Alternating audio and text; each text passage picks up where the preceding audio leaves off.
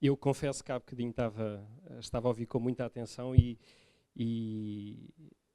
irei tentar ser o mais prático possível, porque isto são mesmo lições da fronteira, vou-lhe chamar assim, porque quando eu me tentei inscrever na Embaixada Portuguesa no Cazaquistão, éramos 3.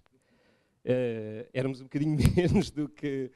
E tínhamos que fazer 5 horas de voo para nos conseguir inscrever na Embaixada, porque realmente não havia nem sequer consulado. Mais recentemente, na Ucrânia, já somos 21, portanto, há aqui um acréscimo e já nos sentimos muito mais próximos. Vamos lá ver. Eu acho que quando se fala de internacionalização, quer ao nível da gestão, quer ao nível do processo de internacionalização, acima de tudo temos que pensar que a palavra mudança e abertura para a mudança, ela tem que estar presente. Porque quando nós retiramos essa palavra, geralmente é muito difícil dar os passos seguintes. Eu confesso que nos últimos 25 anos,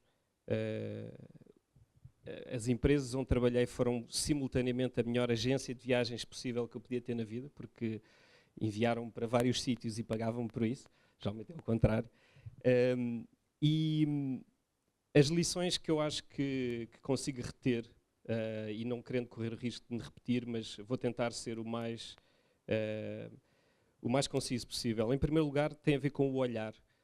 Nós às vezes, enfim, temos tanta informação no nosso dia-a-dia que não prestamos realmente atenção àquilo que vemos.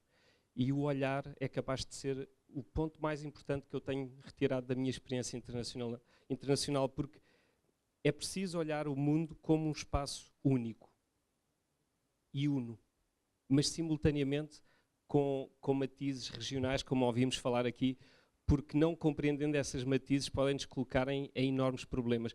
E na maioria dos casos nós nunca vamos perceber que era um problema. Quando já é demasiado tarde e aí percebemos que efetivamente era realmente um problema.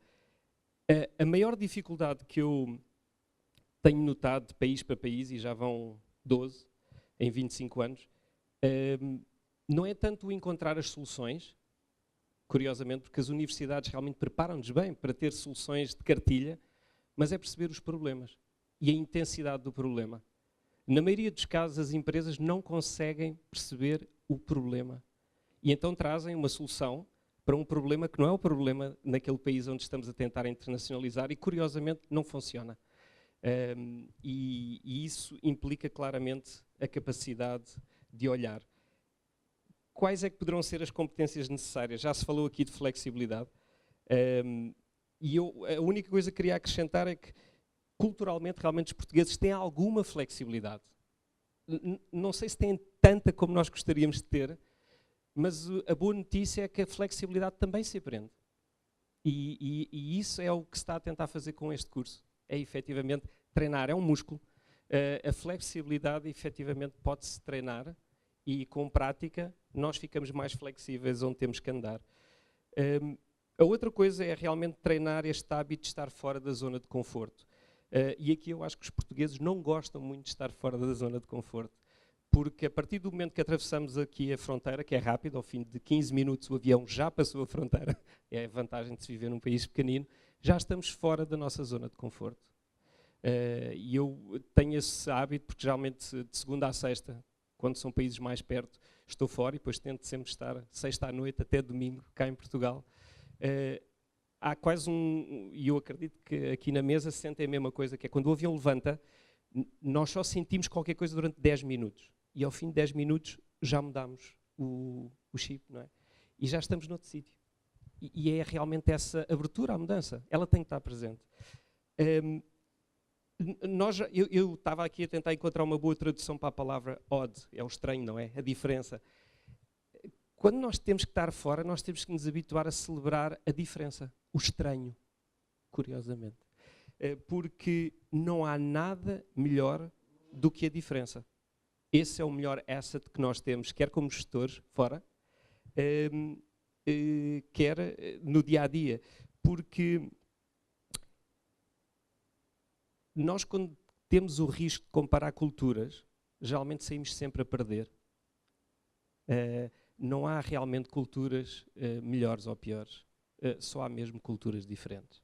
E essa mensagem, eu acho que aprendi eu não me esqueço, tinha 17 anos e ganhei uma bolsa de estudo, foi assim que tudo começou, fui estudar para Montana, nos Estados Unidos. Eu não fazia ideia onde é que era Montana, mas depois de muitas horas de voo cheguei lá e lembro-me que uma pessoa que nos estava a dar a orientação nos disse, nunca se esqueçam, não há nada melhor ou pior do sítio de onde vocês vêm, só há diferente.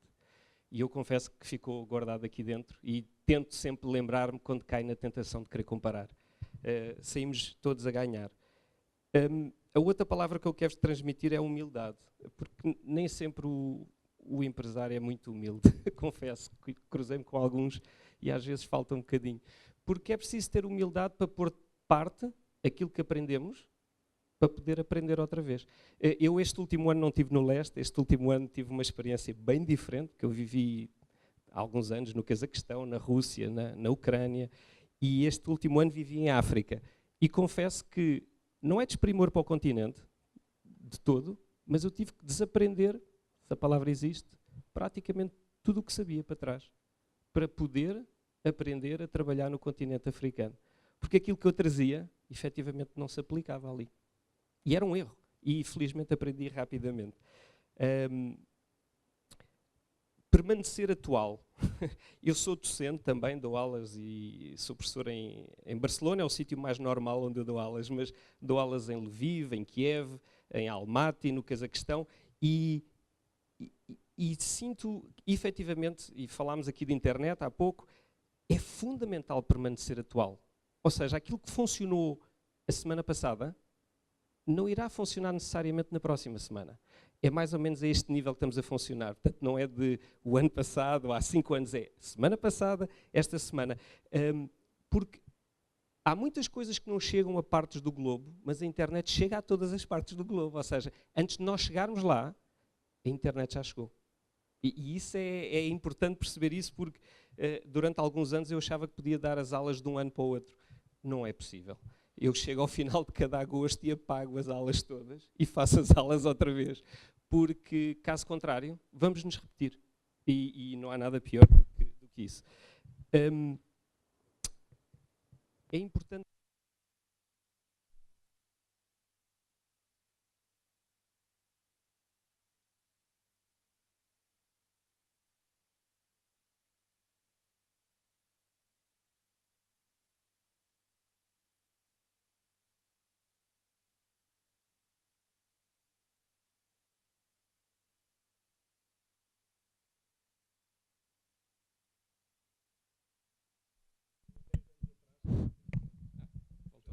Fantástico. Há uns 10 anos atrás eu fui enviado para a Ásia Central e tive que fazer uma série de reuniões no Uzbequistão, que é um sítio muito interessante. Mas o que ninguém me explicou foi que, sendo uma cultura de chá e não de café, eu supostamente deveria receber uma empresa de telecomunicações e tratá-los bem.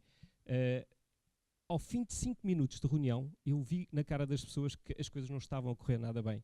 Podia ser do tradutor, mas eu creio que não. Creio que era mesmo alguma coisa que eu estava a fazer.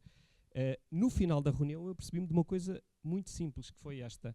2 erros graves. Em primeiro lugar, eu servi o chá e, se calhar um pouco nervoso ou na ânsia de querer servir bem, enchi a chávena por completo.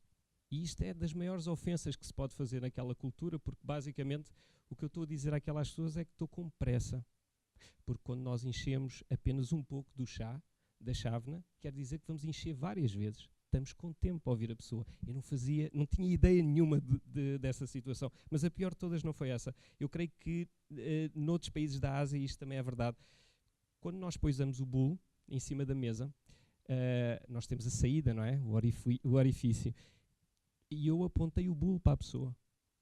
Isto basicamente significa desejar a morte da pessoa. Também é chinês. Eu creio que há mais países que têm esta questão. Portanto, ao fim de 5 minutos, a reunião praticamente estava perdida. Isto para dizer que realmente a capacidade de perceber aquilo que não se diz por palavras. Quer dizer, eu acredito que há milhares de histórias destas, estas são apenas algumas que se passaram comigo. uma competência absolutamente fundamental, e eu acho que era importante falar dela como software. Enfim, toda a gente percebe o que é software, são os idiomas. Realmente, os idiomas é software. Portanto, quanto mais software a gente conseguir colocar e instalar no disco rígido, melhor vai funcionar o computador. Eu espero, sinceramente, que para o ano esta brochura esteja em inglês e os distintos convidados no próximo ano estejam a falar inglês, porque há outro tipo de participantes na sala. É a língua franca. É assim, pelo menos, esta vamos ter que falar. Pelo menos. Porque, com toda a honra em ser português, que é enorme, a nossa língua é uma língua fundamentalmente regional, que se aplica em determinadas regiões, mas noutras não é mesmo possível aplicá-la. Portanto, este software é mesmo fundamental. E provavelmente as aulas, dentro de um pós-graduação, ainda podiam dar mais flexibilidade às pessoas nesse sentido. Finalmente, 2 conselhos. É importante perceber, e eu pus aqui entre aspas, ou entre parênteses, rapidamente o verdadeiro clima político. Eu digo isto porque muitas vezes nós consumimos mídia, enfim, é a forma de consumir informação, mas dou-vos um exemplo. Às vezes a mídia não está exatamente a reportar aquilo que está a acontecer. Eu não sei se sabem onde é que fica Bishkek. Bishkek é a capital do Quirguistão, logo abaixo do Cazaquistão, portanto é ali na zona central da Ásia Central. Eu fui fazer um fim de semana com uns amigos queríamos conhecer a capital e liguei a um cliente que estava muito preocupado. Onde é que eu estava? Eu disse, estou aqui em Bishkek, no Quirguistão. Eu disse, tem que sair daí já, rapidamente, porque há uma revolução e estão a matar as pessoas todas. E eu, enfim, preocupado, não é? Porque estava no país, mas onde é que é a revolução e onde é que estão a matar as pessoas? Na Praça Central, ao pé do Parlamento. Eu estava na Praça Central, ao pé do Parlamento. Tirámos uma fotografia, enviámos para a pessoa ficar descansada, mas isto é importante, porque às vezes realmente, quando eu digo perceber rapidamente a realidade política, significa que temos que nos aproximar de outras coisas que não sejam apenas alguns jornais ou algumas fontes de informação. Até porque para os negócios isso pode ser realmente importante. Portanto, é mergulhar na cultura, estar disponível para a mudança. Confesso que me surpreende ter esta sala meio para baixo vazia. Eu confesso que quando olhei para a sala no início, olhei para o programa, pensei, não vai haver lugar para todos, porque estamos em Portugal e toda a gente, necessariamente, terá que perceber que se há profissões de futuro, se há competências de futuro, é esta, mais do que outras, que provavelmente continuam ainda a ter candidatos a entrar ou nas licenciaturas ou nos mestrados. Se há alguma que tem futuro, é esta. Fiquei um bocadinho surpreendido. Benfica, pode ser. Porque eu acho que esta área de conhecimento realmente vai se transformar numa especialidade e é importante esse passo. Termino só para dizer que realmente eu conto também, espero eu, antes dos 48 regressar, porque já são muitos anos fora e quando nós estamos fora, regularmente, percebemos de uma ou duas coisas. Vou cair num lugar comum, mas não resisto a dizê-las.